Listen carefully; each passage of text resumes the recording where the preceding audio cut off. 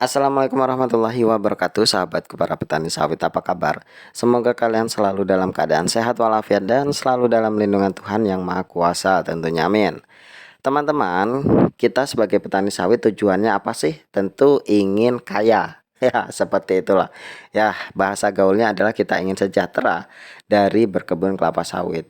Apakah hal itu sesuatu hal yang mustahil? Saya rasa tidak, teman-teman. Itu adalah hal yang bisa, sangat-sangat bisa kita capai. Karena kita tahu bahwa potensi sawit itu lumayan cukup besar untuk kita kembangkan dan bisa mensejahterakan keluarga kita. Itu sudah sangat jelas di depan mata. Apalagi sekarang harga sawit itu lumayan cukup stabil dan tentunya sekarang sudah banyak varietas-varietas benih sawit yang memang bisa kita dapatkan dengan akses yang cukup mudah, sehingga kita bisa mengupayakan bahwa kebun sawit itu bisa berproduktivitas secara baik atau produktivitasnya tinggi, sehingga teman-teman dengan produktivitas yang tinggi serta harga yang baik tentunya itu bisa membuat para petani sawit itu sejahtera. Jadi teman-teman, kita harus tetap semangat dari mulai sekarang karena kita yakin dari sawit ini potensinya lumayan cukup besar. Maka dari itu saya harapkan kepada seluruh petani harus benar-benar bisa merawat sawitnya itu dengan baik. Gunakan benih yang baik, lakukan pemupukan yang baik sehingga nanti bisa mendapatkan hasil produktivitas yang lumayan cukup tinggi. Karena apa teman-teman? Sebagai petani sawit, kita itu harus paham betul bahwa kita itu tanam sawit bukan tanam padi, bukan tanam jagung, bukan tanam kedelai yang bisa kita panen atau ketika kita salah tanam bisa kita perbaiki dalam jangka waktu yang cukup singkat. Maka dari itu kita harus paham betul bahwa sawit ini adalah tanaman yang lumayan cukup panjang, bahkan bisa dikatakan sangat-sangat panjang. Ketika kita salah dalam melakukan penanaman di awal-awal atau kita salah ambil tindakan, maka kita akan rugi dalam jangka waktu yang cukup lama. Bahkan kita bisa tahu bahwa sawit itu jelek itu kita harus menunggu hingga 4 tahun sampai 5 tahun baru kita mengetahui bahwa sawit yang kita tanam itu tidak baik. Sehingga ketika kita ingin melakukan perubahan itu cukup memakan waktu yang cukup lama. Nah, maka dari itu teman-teman persiapkanlah dari awal sejak dini supaya memang kita tidak mesal dalam jangka waktu yang cukup lama. Itu yang harus digarisbawahi. Nah, yang ingin saya bahas adalah di mana sih titik aman sebagai seorang petani? Berapa sih tanah yang harus kita miliki sehingga kita memang benar-benar bisa sejahtera dalam berkebun kelapa sawit. Yang jadi pertanyaan, apakah sawit 1 hektar itu sudah bisa mensejahterakan keluarga kita? Tentu hitung-hitungannya antara sejahtera atau mencukupi teman-teman itu sangat berbeda. Kalau hanya sekedar cukup, ya pasti semuanya bisa dikatakan cukup lah teman-teman. Itu tergantung dari rasa syukur yang kita miliki.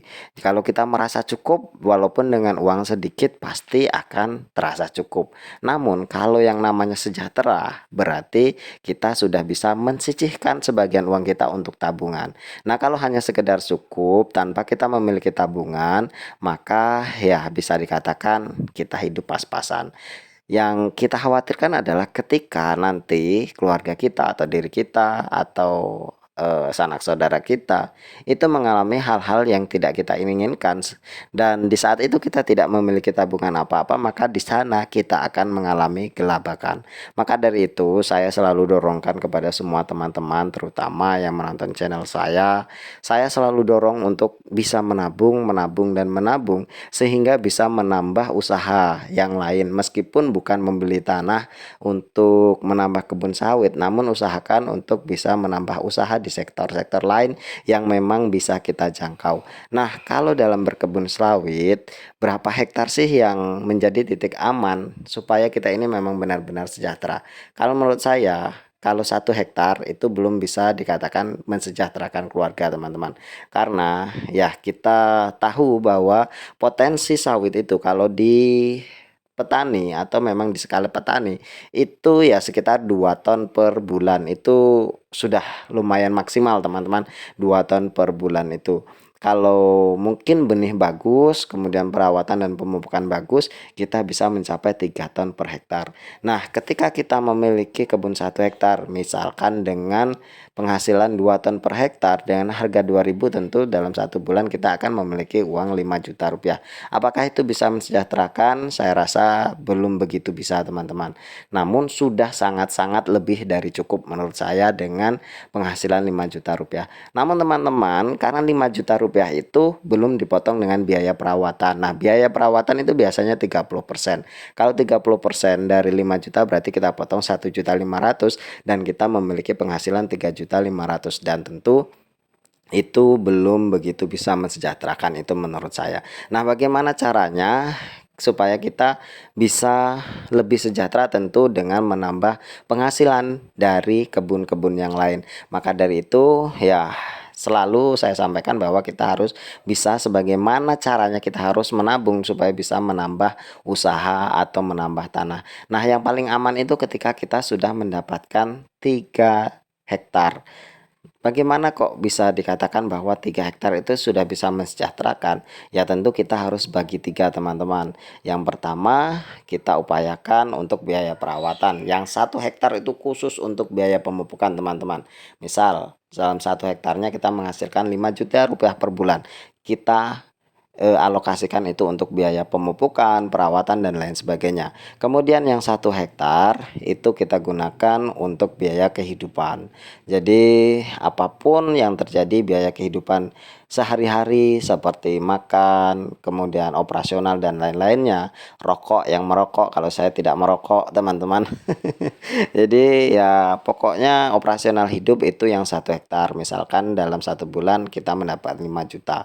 Dan yang 1 hektar kita sisihkan untuk tabungan. Nah, ketika kita bisa menabung yang 1 hektar ini, jangan di otak-atik, teman-teman. Pokoknya panen 1 hektar kita alokasikan untuk tabungan, tabungan, tabungan. Dan kemudian tentunya ketika kita memiliki tabungan yang cukup, kita bisa mengembangkan usaha kita, baik itu di sektor pertanian kelapa sawit ataupun di sektor yang lainnya. Nah, bagaimana kalau kita masih memiliki tanah 1 hektar dan kita ingin menabung? Apakah bisa? Apakah cukup kehidupan kita? Seperti yang sudah saya katakan di awal tadi, teman-teman, cukup tidak cukup itu tergantung dari rasa syukur yang kita miliki. Ketika kita mengatakan bahwa gaji kita yang hanya 3,5 juta itu cukup, maka kita bisa menjadi cukup, teman-teman. Kalau kita tidak merasa cukup, maka ya tidak akan selamanya tidak akan cukup. Karena misalkan 1 hektar mendapat 5 juta seperti tadi. Kemudian 1,5 juta kita sisihkan alokasi untuk pemupukan. Kemudian kita tabung 1 juta. Berarti kita masih biaya operasional 2 juta per bulan. Maka dari itu kita harus benar-benar bisa mengupayakan agar 2 juta itu benar-benar cukup untuk biaya operasional kegiatan kehidupan kita itu, teman-teman. Ya sebisa mungkin dirundingkan dengan istri yang sudah punya istri, atau yang masih bujangan atau single, ya bisa diatur sedemikian rupa dari manajemen keuangan. Nah, kemudian apakah bisa? Apakah seterusnya 1 hektar itu 2 ton? Tentu ada fluktuatifnya, teman-teman. Nah, ketika sawit itu masa trek, masa turun, maka ya kita harus banyak-banyak, lebih banyak bersabar dan lebih banyak ikhtiar dan tirakat, itu saja, teman-teman. Jadi disyukuri apa yang ada, kemudian kita nikmati dan kita berjuang lebih keras supaya memang kehidupan kita itu menjadi lebih baik. Nanti ketika beberapa tahun kemudian, beberapa dekade kemudian, kita sudah mencapai kesuksesan, tentu masa-masa susah yang kita nikmati itu akan menjadi cerita manis dan menjadi pelajaran bagi orang-orang yang memang baru merintis atau orang-orang yang sudah kita tinggalkan, atau orang-orang yang ingin seperti kita, maka kita akan menjadi guru-guru bagi mereka itu, teman-teman. Karena pengalaman adalah guru paling berharga ketimbang pelajaran sesuatu yang belum terjadi itu, teman-teman. Mungkin hanya ini, semoga bermanfaat. Terima kasih atas perhatiannya. Wassalamualaikum warahmatullahi wabarakatuh.